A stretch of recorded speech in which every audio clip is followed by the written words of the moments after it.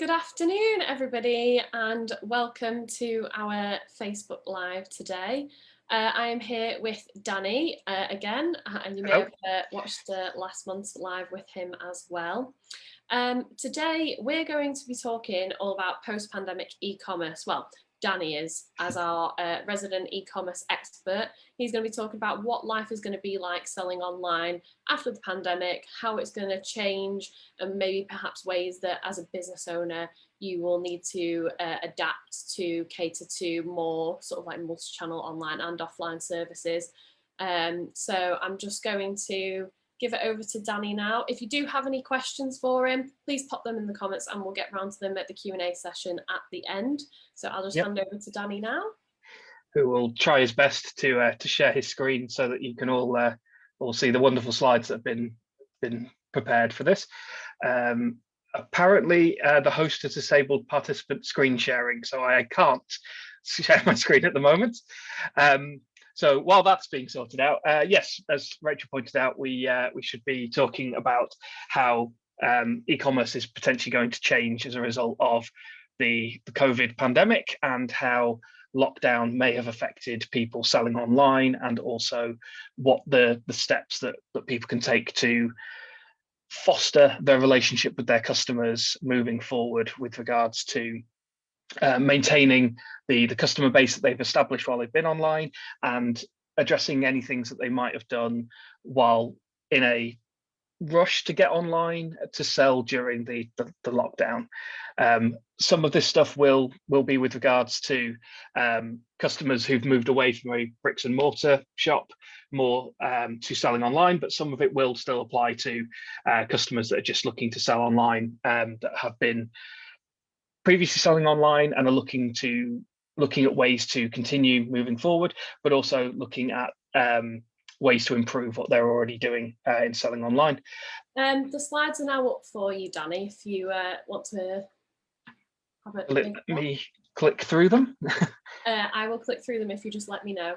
Right, okie dokie. So if we can move on to the next slide, because I believe there is a graph on the next slide for me, or there will be in a moment. Yep, there we go. So we've seen an increase of 100% in orders between March 2020 through to, I'm assuming, since now, or to now. There's been a 100% increase in orders overall. There's been a significantly higher levels of orders from now than there were 2 years ago in 2019, and internal sales as a percentage of all retail is its highest level than it's ever been. Looking at the graph, you can actually see that we've put points on this graph to explain sort of where different events during the pandemic occurred. So you can see that there is the first lockdown announced, and there's a massive spike on the yellow line, which represents 2020 in online sales, because obviously everywhere shut down and everyone went online. You can then see that it starts to, also it maintains for a little while at that level, then drops back down. Second lockdown's announced, massive spike again, culminating in Black Friday. And then you can see that as it drifted into the new year, things dropped again, because obviously there was the talk about people us coming out of lockdown. The high street started to reopen a little bit. Third lockdown gets announced. There's another bit of a jump back up, and you can see that now that the high street is starting to reopen, there is still a drop in the online sales, but it's still significantly higher than it was 2 years ago. And had the lockdown not happened maybe in 2020, you'd probably find that yellow line would have sat somewhere between the two lines. So there would have still been the general increase that we're seeing as a whole in regards to selling online, but you would have found that 2020 wouldn't have been such a high level of sales had there not been the lockdown. So it's not unexpected that the level of orders this year have dropped as the high street reopens. But what we are finding is that with various bits of the high street not coming back, so certain businesses have closed down during this time, that you will find that the level of sales on the internet versus the high street will be higher than it was originally projected to be. This has also seen an increase in options like buy now, pay later. So people putting that on their website has definitely helped with the ability for customers to make purchases, larger purchases online than they maybe would have done previously, and would have been more willing to go to a shop and make a purchase that way. We've seen a big increase in the number of customers that were selling, like that had bricks and mortar shops that were then increasing. Or yeah, try that sentence again.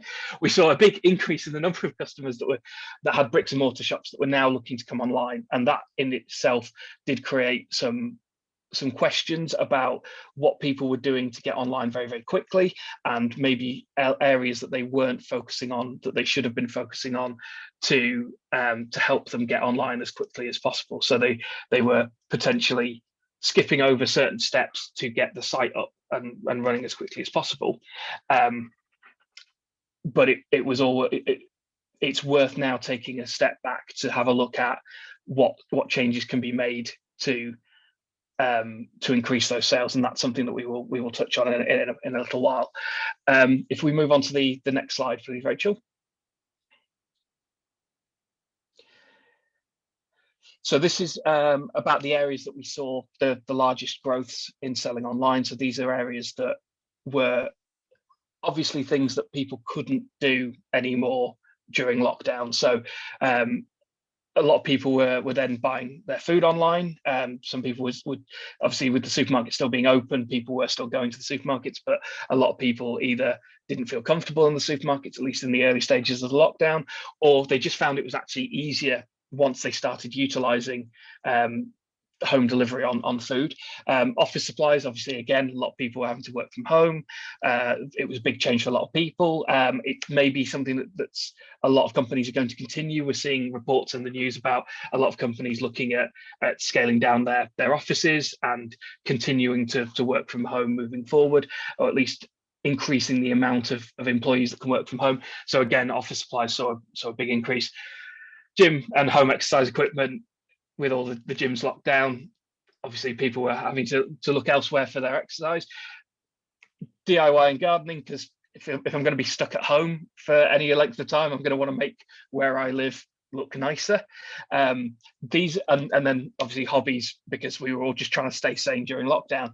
And I think the thing is that even with the reopening, a lot of these industries will still benefit moving forward from selling online, but also being having seen that initial rush to buy from them during lockdowns, that all three of them, that these industries will continue to see maybe not growth but sustained sales due to the fact that people have started buying from these places online. They've got used to that way of shopping now, and especially with people that have maybe not bought online as much previously, and then had their hand forced a little bit more by the lockdown situation, meaning that they've got used to that online selling, especially if they've set up accounts, or if they've signed up for reward schemes, loyalty points, etc., which again we will talk about in a moment with regards to maintaining a customer base.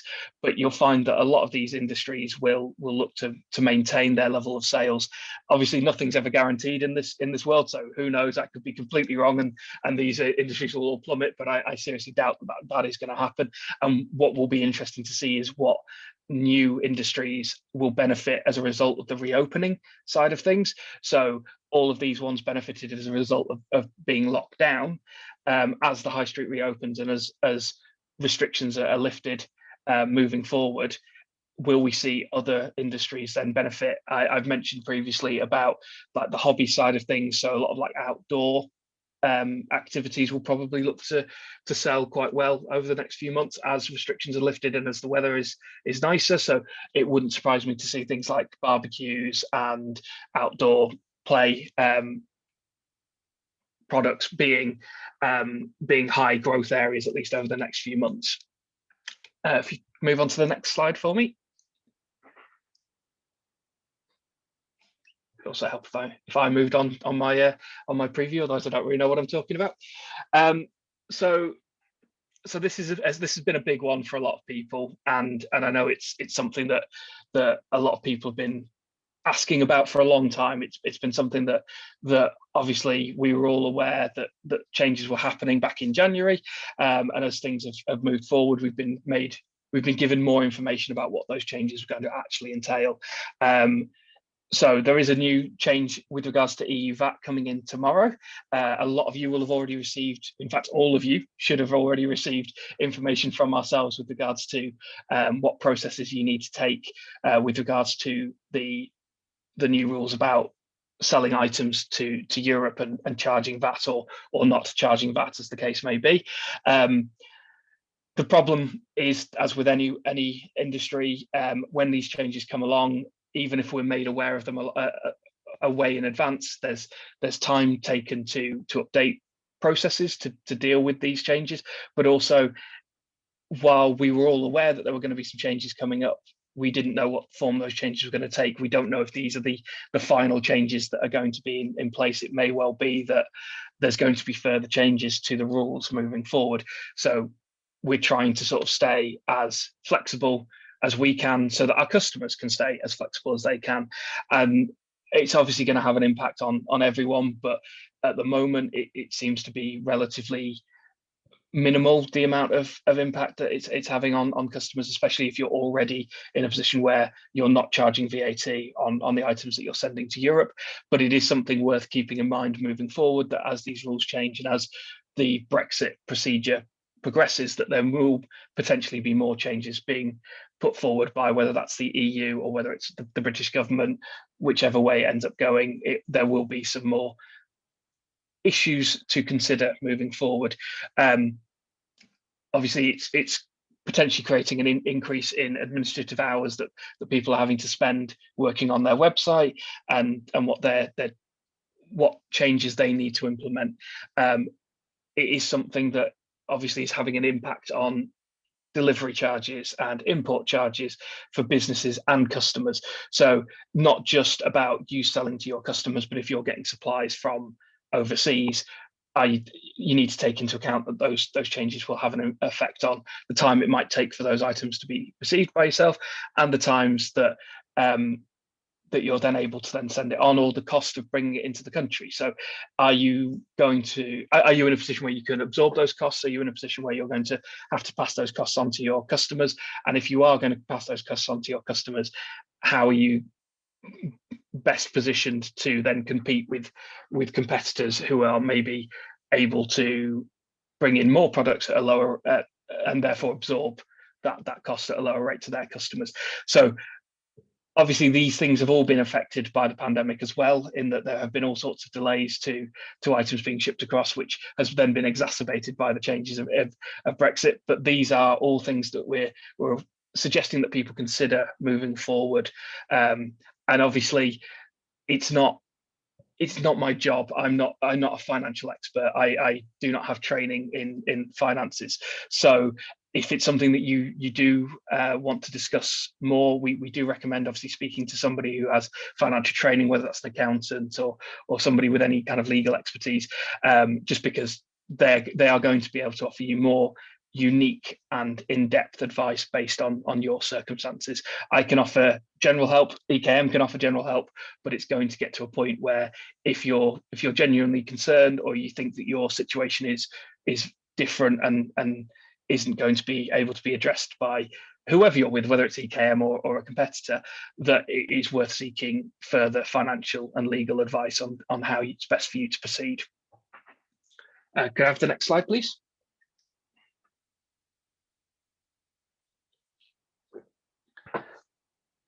So the level of trading businesses in the UK has grown over the last 6 months, from 77% to 87% even, with furloughs levels decreasing over that time, which is great for pretty much everybody involved. I mean, I don't think anybody wanted to really be furloughed any longer. And I think obviously as the trading levels of businesses grow, so does the economy. And that's something that I think a lot of people have been worried about recently, and how that was going to affect especially small businesses moving forward. And that in itself being exacerbated by seeing the larger corporations like Debenhams and Thorntons and many others having to close their doors during this time. And I think for some of those people looking to start up their new business, that's actually presented quite an interesting opportunity, because it's given them marketplaces that had been previously dominated by one big company that could now potentially have room for a lot more smaller companies, or even see a mid-sized company coming in and stepping up to take that role as the main company within that industry. So it's opened up a lot of options for a lot of people. And I think while it's sad to see businesses go, and obviously nobody wants to see people lose their jobs, it has in itself created an opportunity and opening in a marketplace that there maybe wasn't one previously. We've seen a lot of small businesses being created as a result of these job losses. So a lot of people have gone, well, okay, if I'm being laid off from this place, or if this company's closing its doors, now's maybe the time for me to follow my dream, do something I love, and look at moving forward and setting up my own business. So you will find that if somebody new coming into a marketplace, you might find you're actually competing with a lot of other small companies that are just starting out at the same time.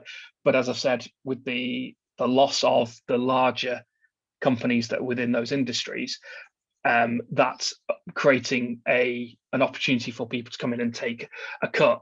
Because if you think about, if Debenhams, for example, had a 10% market share, if they've gone, 1% of that 10% for each of those new small businesses that are coming along is still a large number of customers, and it's a large amount of money to be dealing with.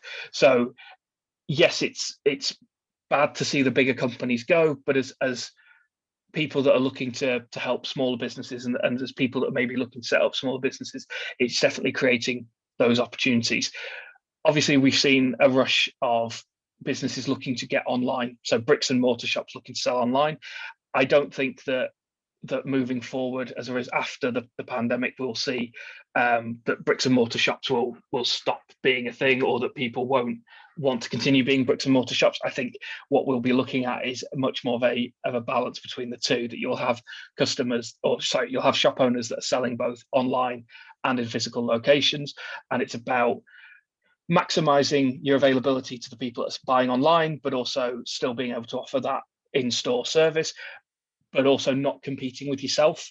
So, you don't want to be offering something on the website that's a lot less than it would be in the shop, because you're just going to drive customers away from your physical shop. But obviously, if you're competing online and your overheads are less when you're selling online, then you can look to offer cheaper prices online than you maybe could in a physical shop. So we have seen a lot of people rush from bricks and mortar shops to selling online. There are some areas, as I mentioned before, that maybe they've not considered when they've been rushing in. So if you've been trying to sell online very quickly, then you might not have done all of the things that you might have done had you taken a bit of time to get online. So if we move on to the next slide, we're actually discussing the rush to get online. So it's things like, when you set up your site, obviously one of the first things you'll do is you'll get your domain name sorted. But in the rush to get online, did you consider all of the other domain names that you might want? Now might be the time, as the high street reopens, that you start thinking about, well, what are my competitors, and what variations of my business name could I have as my domain name? So if you've got the party store as your website name, you might want to consider the party shop as being an alternative name that people might search for when they are looking for your business. So if you've only got the .co.uk version of your domain, have you got the .com version of your domain? Have you got a similar sounding name that people might search for? Is there a competitor that has a very similar name to yourself that might then try and register something similar to yourself, or even your own name, as well as with a different .co.uk, .com, .eu, etc.? Is it worth looking at these various domain names that you might not have considered? Do you have a product that is uniquely yours that you could have a URL for that then points to your main site that still drives traffic? So it's about considering all of the ways that your customers are going to try and find you online. Organic search results, fantastic. Everybody wants them. It'd be great to have them all the time. But if you can register domain names that are also then going to lead customers to you or make you easier to remember, then that's going to really help your business out. Getting your social media all linked up, getting it all ready to obviously display what you're selling on your site, whether that's linking your Facebook shop so that you can actually sell the items on Facebook that then drive them over to your site, whether it's in Instagram accounts so that you can be posting about people who bought your products, or sharing the stories of people who bought your products. Getting your social media linked to your site at the initial setup stage probably isn't one of the top priorities, especially if you're looking to go from a physical shop to online very quickly. You'll have probably focused on getting your products out there, getting your discounts set up, getting your delivery methods, your payment methods all set up, and they were all really important. But it's now a chance to look at, okay, what didn't we do when we were first setting up, and what things can we now look at adding to the site to make the selling online experience better for our customers. And whether that's about how they're finding you or how they interact with you, then social media is definitely going to help you with that. And it's time, you've now should have the time to sort of take stock and go, okay, we need to look at updating our logo on Facebook, because we're actually using the logo from 2 years ago. We need to update our banner image. We need to make sure that our catalog is on Facebook so that people can go from Facebook to our site to make their purchase.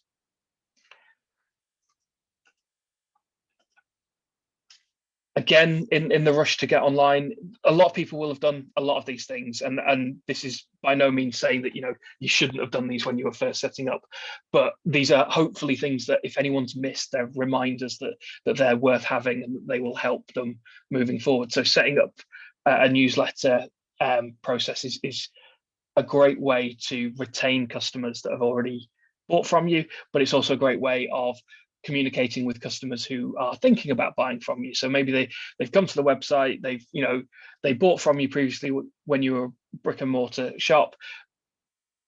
Because of the lockdown, they've not been able to buy from you in a physical location, so they found you online, but they don't know what the latest deals are because they used to just go in the shop and see what was on sale, or they used to talk to the staff that was there and ask them about the latest offers.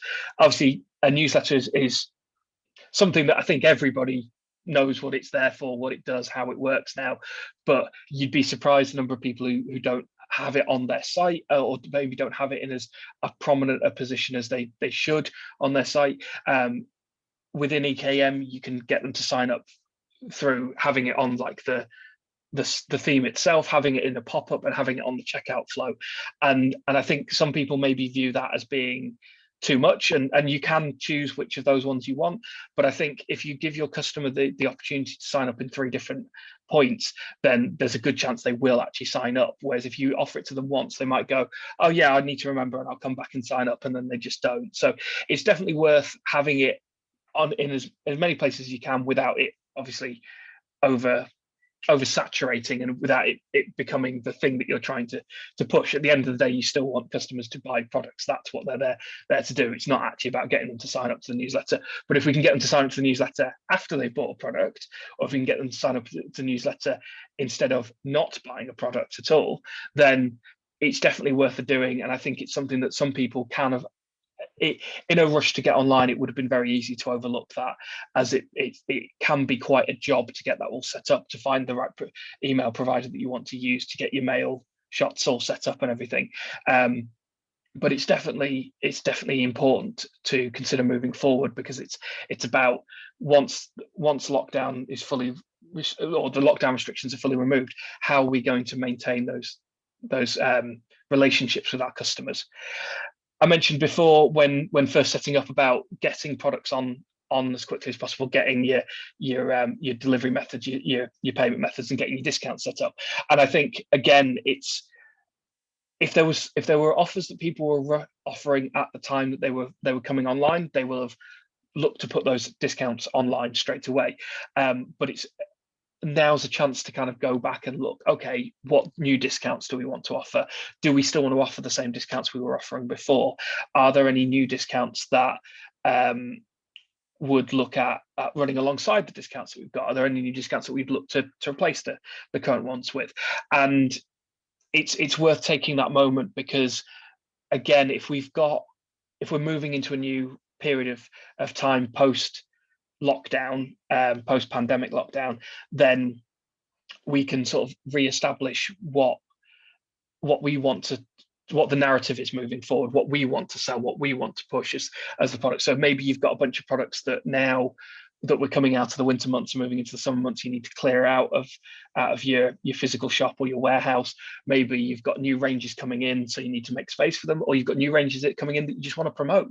It now is the time to sort of have a think about what discounts that you've already got, but you may have also only added 5 or 6 to do the bare minimum, do the bare bones of what discounts you were offering before. And now you can sort of have a think about what you want to offer as a online retailer, especially if you've never sold online before, what you want to offer your customers moving forward to keep them coming back to your website. Obviously, you can have different discounts as well. So you can have a discount that you sell only online. So you might want to do, if you've got new ranges coming in, you might want to have an online only discount that obviously you're not offering in your physical shop. So there's lots of opportunities there. And I think it's worth having another look now that you've got online, now that you've already started selling online. What did you maybe skip over setting up when you first set up the site?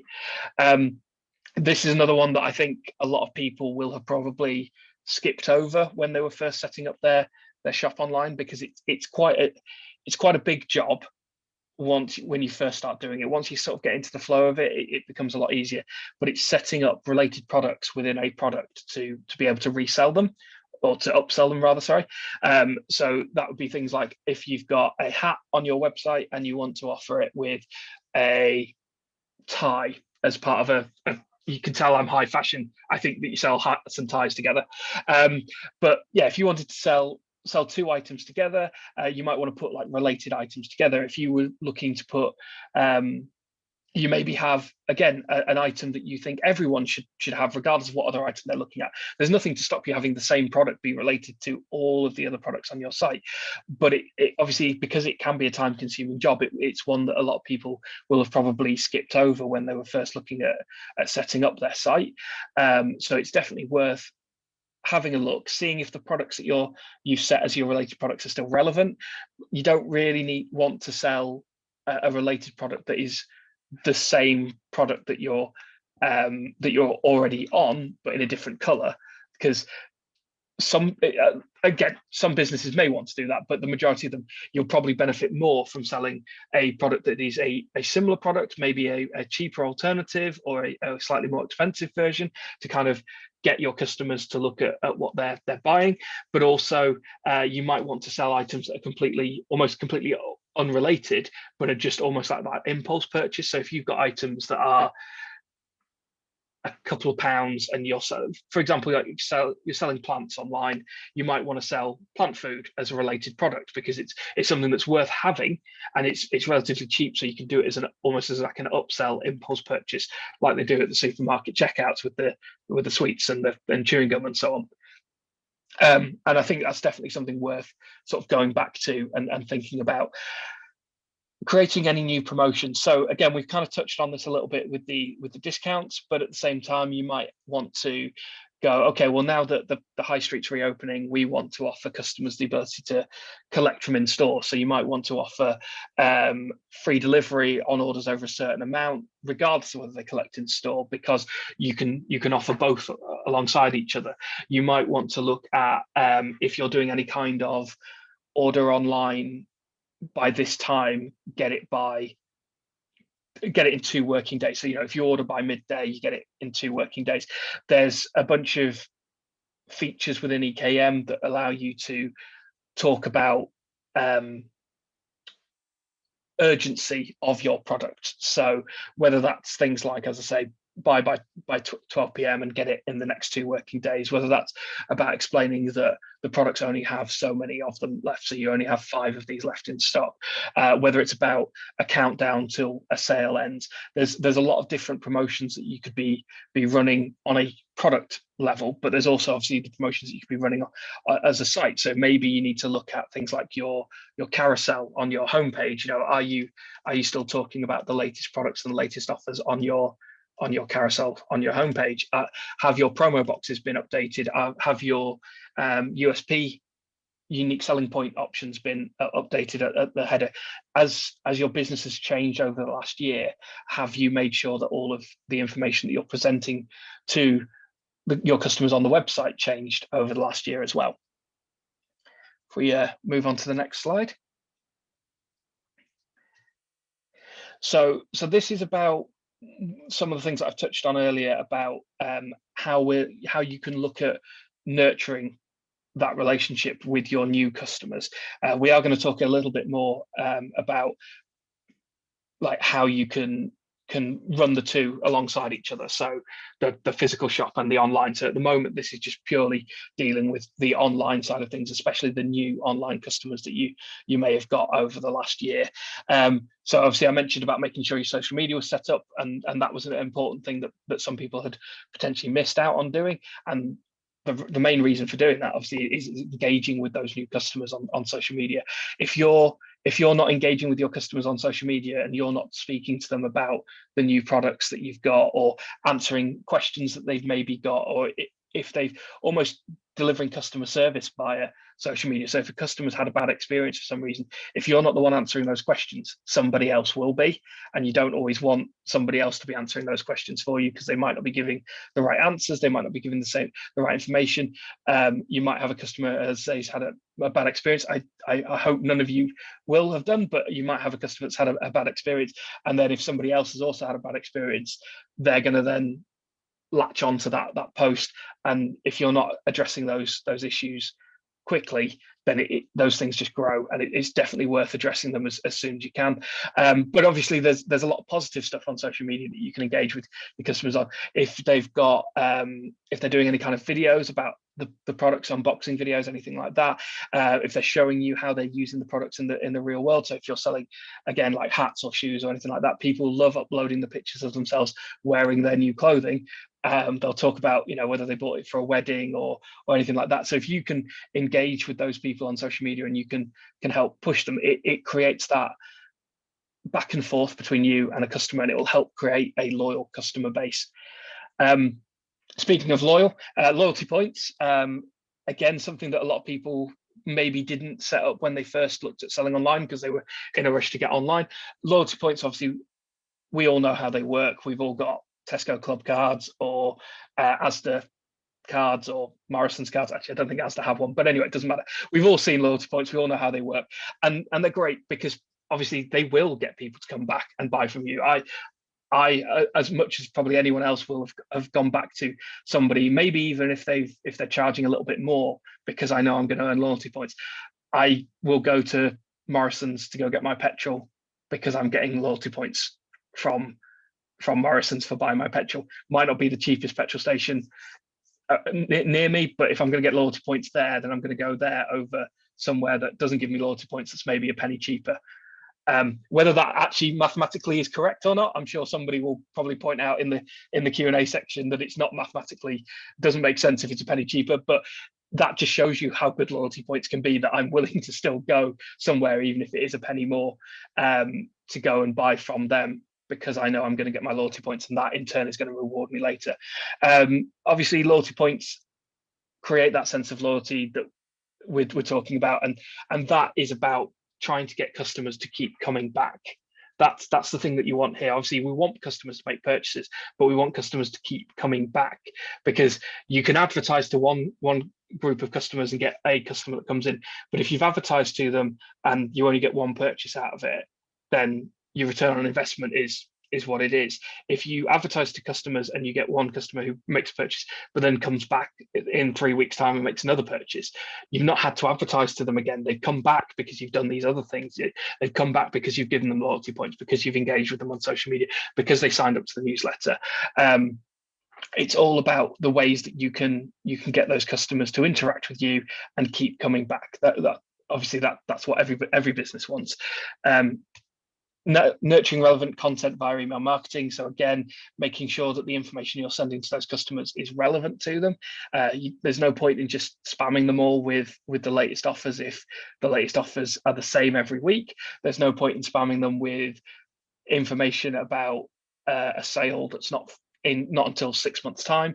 There's a lot of different areas that you can make sure that the information you're presenting to your customers is relevant. And at the end of the day, if you're not giving your customers relevant information, you're going to switch them off. They might just not open the email, they might open it but not read it, and they might even unsubscribe. And obviously we want to try and avoid that. So it's always worth trying to give them relevant information. I know that it was something that Rachel spoke up in length on the last live that we did, so I'm sure that's around for people to still watch. So it's definitely worth going back and watching Rachel's advice for nurturing relevant content and about cross marketing with blogs and things like that. So it's definitely worth spending some time now that we're moving out of the pandemic to sort of see, okay, well, how can we get these customers to come back to us online with information via the newsletter and via the email address that we've already captured for them.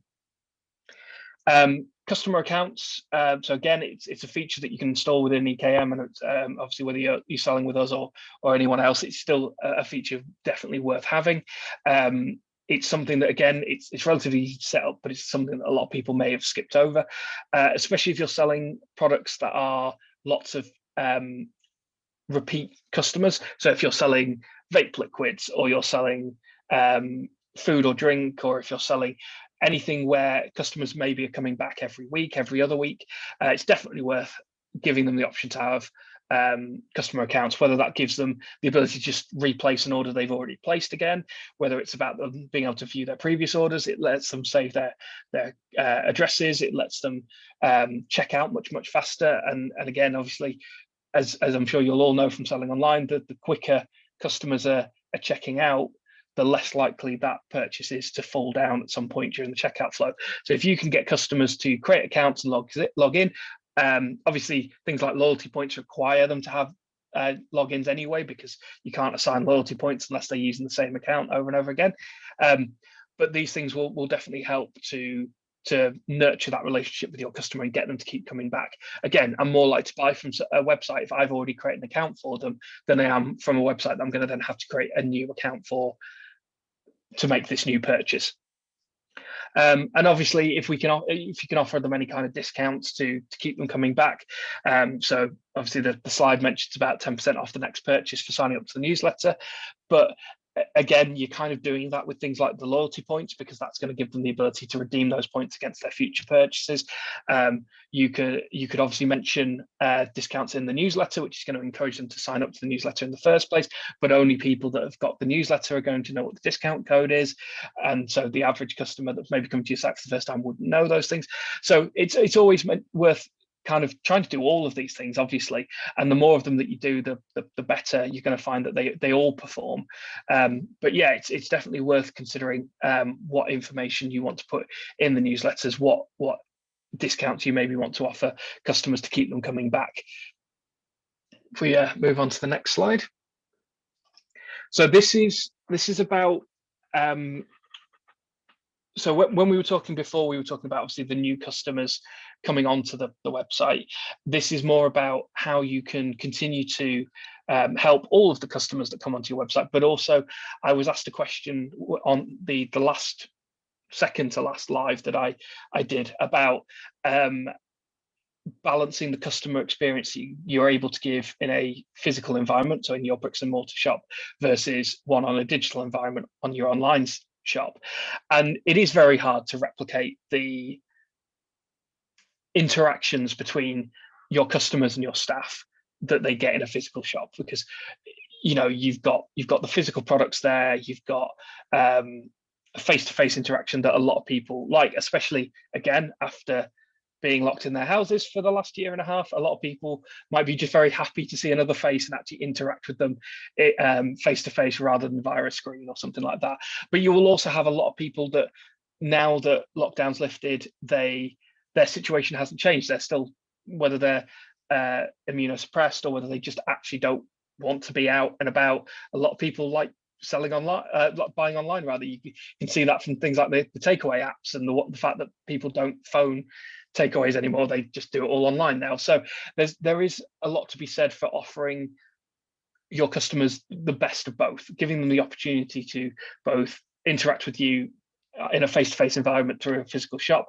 But obviously, if we can emulate that as much as possible, but also in a way that means that customers can still have that experience, but also if they don't want that experience, it's not being forced upon them.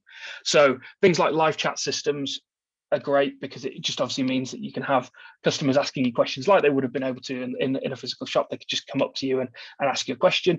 Live chat system is the closest thing you're going to get to that in an online environment. Your contact us page, making sure that has relevant information, making sure that it's all up to date, making sure that the best ways for those people to reach you is on the contact us page, because again, customers may not want to do live chat. They might find the whole live chat process something they don't enjoy, in which case they would much rather just send an email and get a reply back and do it in their own time.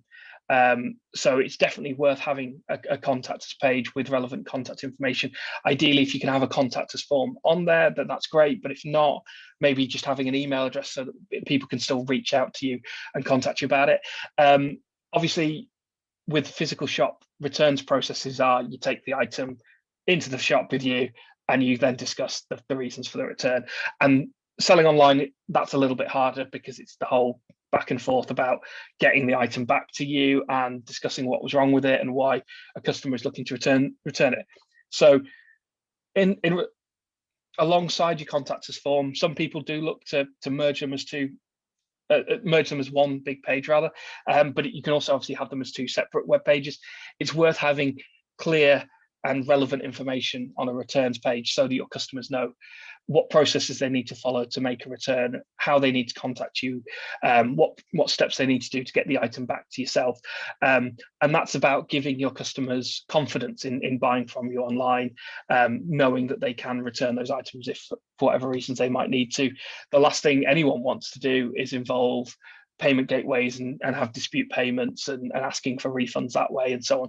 So obviously having a returns policy on there that makes it as easy for your customers as possible and tries to make it as easy as going into a shop would be to return an item. Multiple product images. Again, we touched on this in the last Facebook Live, so it's definitely worth going back and having a watch of that to see a bit more information about that. But again, it's about trying to emulate the experience of going into the physical shop and being able to pick up the item, look at the item, decide that item is the right size that you want. And again, in fact, a bit these last three can kind of all be wrapped into one big point, because it's about trying to replicate the experience of being able to see the item, hold the item, get a sense of scale of the item. So you need to make sure you've got as many product images as you can on there. You know, I want to see the item from the front, I want to see it from the top, I want to see it from the left, I want to see it from the right, etc. Maybe if you've got some images of the item in a real world environment, so you know your default image is it on a white background, so you can just highlight the product. But maybe if you've got some lifestyle shots as well, so you can see it out in the real world, whether that's in a physical room or whether that's being worn by a model or whatever. It's, you know, having those extra images and being able to see those product images makes me more confident in buying the item from you. It makes me more confident the item is the item that I actually want, and it's not just from the left on, that shoe looks exactly like the shoe I want. Whereas if you've got multiple images, I can be like, okay, yeah, no, it looks the same on the front, or there's not a weird design that I don't like on the back of the shoe or something like that. Product videos, obviously, again, will allow you to give that sense of space, and that's that almost like 3D movement of the item that you don't get unless you're in the physical shop. And then detailed description. So again, if I'm buying a wardrobe or something like that, I'm going to need to know exactly how big it is, especially if I'm buying online. You know, if I can go into a physical shop and see the item, then I'm like, okay, yeah, I've got a sense of how big it will be and how much room it's going to take up in my house. If you're selling online, if you can give me as much information about the product I'm about to buy as possible, then obviously that's going to help me make an informed decision, and going to mean that less likely need to use returns policies or live chat to communicate with you to find out that information. If there's going to be some things that customers are going to want to ask you that they can't, that you can't predict, that they're going to want to ask you, which is why obviously still having the contact us page and the live chat systems are going to be a great way of replicating that retailer customer relationship that you would have in store, but trying to sort of preempt any of these questions as much as you possibly can is definitely going to help increase sales and get customers through the process as quickly as possible. If we move on to the next slide. So it's a phrase I hate, but it's a phrase that I wrote in this presentation, so I only have myself to blame. But the new normal, moving forward, what are we looking at? And it's about the fact that things aren't going to go back to how they were in 2019. Arguably they probably shouldn't go back to how they were in 2019. There's a lot of changes that have happened, and there's a lot of processes that people have brought in. That means that moving forward, we've got more options than we had before, whether that's things like shops that only were physically on the high street and now also selling online, whether that's about changes in the way that online retail works, meaning that you can offer new things like buy now, pay later options or split payment options. Obviously in the last 2 years, lots of people have made lots of changes. So there is going to be some adjustment period anyway, moving forward, after we all return back to whatever the normal is going to be. But this section was about talking about whether you want to focus on just selling online, whether when we return to physical shops, are you going to move away from selling online, which I think, I'm biased, obviously it's my job, but I think moving away from selling online would be a mistake for anyone. As we saw in the slides at the start of the presentation, online selling is increasing, and it always increases. Every year it goes up. Yes, there was a massive spike in 2020 due to lockdown, and yes, there's been a decrease overall, or decrease this year, sorry, versus 2020, but overall it's much higher than it was in 2019. So I think moving forward, we're looking at a lot more people selling online, and we obviously will see a return to the high street as well. So if we move on to the next slide, here are some points obviously about that multi-channel strategy. So looking at how you can sell both in a physical shop and selling online. It's worth looking at how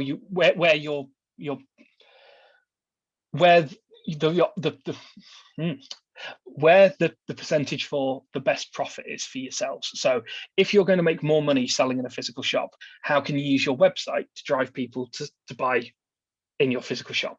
If you actually make more money selling online, which is probably more likely because of the way that overheads and storing and shipping and so on work, how can you look at moving people from your bricks and mortar shop to online without just making it so that your bricks and mortar shop isn't relevant from business to business? But obviously there are some big advantages to being able to sell online as well as having a bricks and mortar shop. Maybe somebody once travel restrictions are lifted and things like that, if somebody might come into your shop in Manchester because they happen to be in Manchester for the day, but they don't live in Manchester, they might live in London. So do you have a way that they can then order from you online that means that they can still get those items that they bought from you in your physical shop without having to travel up to Manchester every time they want those items? It's definitely worth, especially as well if you're a single unit business. So if you are one bricks and mortar shop in the middle of wherever, you're opening yourself up to selling to customers all around the country, all around Europe, all around the world that wouldn't ever be able to physically come to your shop. So it's not about necessarily saying that everybody has to move online and that you're no longer going to sell in your physical location. But if you can promote those items in your shop and get people to come back to you online because they can't physically come back to you in the shop in 6 months' time because they live somewhere else, then obviously selling online is going to be a great way moving forward for you to capture those things. So it's definitely worth thinking about how you can move customers from one version of your shop, whether it's the online one or the physical one, to the other. And it will, as I say, it will vary from business to business, and there is no golden rule that everyone should follow to move their customers from one to the other. And you may even find that you don't want to move customers from one to the other and you're quite happy them being two entirely separate entities. But it's definitely worth considering, and it's there are lots of different ways that you could have a look at moving those across. Again, we mentioned about discounts for online. I kind of touched on this previously about offering special like free gifts or discounts for only buying online, which is about obviously driving customers to make the purchases online rather than in the physical shop. Again, social media into the bricks and mortar side of things. So we've spoken about social media and the online side of things, but you can also obviously use your social media to promote people coming into the shops once the lockdown restrictions have been lifted. So, you know, if you can only have 6 people in your shop at the moment due to social distancing and so on, you might want to then use social media to promote the fact that you're fully open after July, when if and when the restrictions are lifted, that, you know, you can have 30 people in your shop, and you may even want to run some kind of promotion to the 30th customer that comes into your shop that day, or you don't want to do the whole hide something around your shop and first one to find it gets something, because that's how you end up with a wrecked shop. But it's that bit of, you know, can we use our social media to get people to come into the physical shop, because we're already using it to get them onto the online shop. So how are we looking at bringing them in? And I think, again, there's opportunities with the lifting of lockdown restrictions to encourage people to come back to the high street and make those purchases. And then obviously, you know, you're going to want to make changes about seasonality. So whether it's now we're I say entering into the summer season and you're looking to make a summer sale, or selling products specifically relating to the summer months. Obviously, people who've sold in physical stores will have been doing this for years, and they will know that, you know, they need to change up their window display, or they need to move products around on the end units to promote them. And it's the same with your online shop, whether that's selling them on the homepage, whether that's moving a category so it's more prominent on the navigation bar. Any kind of thing that you can do to promote newer products, but also making sure that both your website and your physical shop are in sync with each other. You know, you don't want to be selling, you don't want to be promoting winter items on your website when you're in the middle of selling all your summer stuff on the shop. So it's definitely worth trying to create a sense of uniformity between your physical shop and your online outlet. If we move on, I think we are on to the Q&A, and I'm aware that I've talked for quite a long time, so I don't know how many questions we've got or how long I've got to answer them, but I'm happy to answer any questions that we may have. Thank you so much for that, Danny. That was really, really great. I think there's a lot of useful tips and tricks in there, especially if you have run a brick and mortar for years, but you're not so sure about doing the online stuff. We've got tons of resources on our blog, on our YouTube channel, with videos, with tips on specific topics like email marketing, stuff like that. And even if you have started out as an online business, but you're now looking to go and start your first brick and mortar shop, yeah, you know, you want to be using your social media to maybe run a bit of an incentive to get people to your physical shop from your online, you know, if they're within your local area and stuff. So I think going forward, the future of e-commerce is really both brick and mortar and e-commerce working in tandem with each other. And I think as a business owner, you need to start thinking about making your strategies work for both and not just one over the other. So we have I spotted one question from Talk Business With, and it's a question for you, Danny. They said, great presentation. We have a question. What are the most common traits you see in the most successful e-commerce business owners?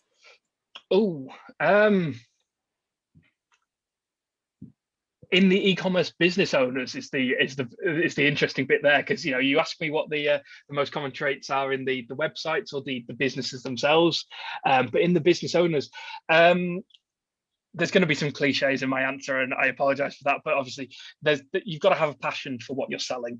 Like the websites that do really well are selling things that they care about, that they're knowledgeable about, that they want to see people using. You know, that's not to say that you can't make a successful business selling just anything, but you'll find that the ones that really are passionate about what they do are the ones that are successful, because they're willing to put in the extra time that's required to make those businesses a success. Motivated, drive, you know, all of the cliched buzzwords, but I think the main one of the big ones that a lot of people maybe don't consider is what do you want to sell and why do you want to sell it? Like, if you've got a good reason to sell that item and it's not just I want to make money, then you're going to find that you enjoy the job more. You're going to find that you're more successful at the job, because you're, as I say, you're willing to put in those extra hours to make the business a success that you might not have been willing to do. It's very easy for me to sit here and, I do a 9-to-5 job, and I help my customers out with their businesses and all that stuff, and I don't see anywhere near the amount of extra hours that they put in. They're working weekends, they're working till 3 in the morning in some cases to make sure that their new products are on their websites. Obviously we do everything we can to make that process as quick and easy as possible for them, but you've got to have that desire. And if the drive is just to get online and sell, then, as I say, you can be very successful doing that, but you're going to be less willing to put in the extra time that's required. Whereas I think if you're selling a product you truly believe in, or in an industry that you're passionate about, then that extra level of effort required comes a lot easier. Yeah, thank you so much for that, Danny.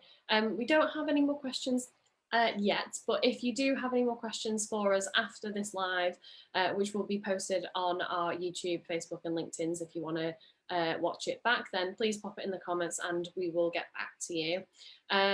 We are actually doing another Facebook Live next week on the 7th at 12 p.m.